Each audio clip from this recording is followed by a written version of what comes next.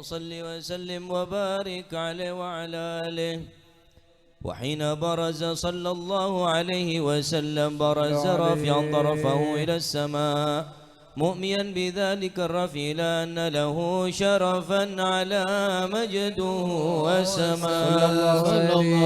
وكان وقت مولد سيد الكونين من الشهور شهر ربيع الأول ومن الأيام يوم الاثنين وموضع ولادته وقبره بالحرمين. وقد ورد أنه صلى الله عليه وسلم ولد مفتونا مكحولا مقطوع السر صلى الله عليه. تولى ذلك لشرف عند الله أيدي القدرة ومع بروزه إلى هذا العالم ظهر من العجائب ما يدل على أنه أشرف المخلوقين وأفضل الحبائب صلى الله عليه. وقد ورد عن عبد الرحمن بن عوف عن أم شفاء رضي الله عنهما قالت لما ولدت آمنة رضي الله عنها رسول الله صلى الله عليه وسلم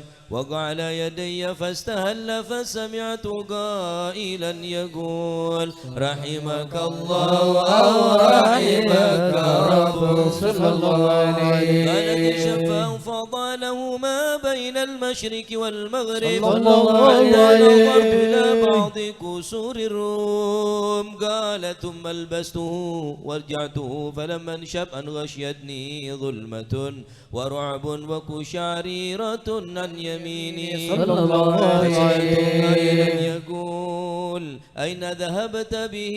قال إلى المغرب صلى الله عليه. واصبر ذلك عني ثم عاودني الرعب والظلمة والكشعريرة عن يساري صلى الله عليه. قائلا يقول أين ذهبت به؟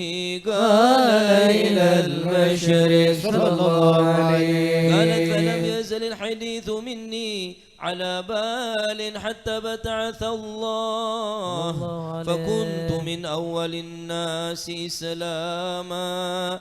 فكم ترجمت السنة بعظيم المعجزات وباهر الآيات البينات بما يقضي بعظم شرفي عند مولاه وأن عنايتي في كل حين ترعاه وأنه الهادي إلى صراط مستقيم. اللهم صل وسلم أشرف الصلاة وتسليم على سيدنا ونبينا محمد الرؤوف الرحيم. اللهم صل وسلم وبارك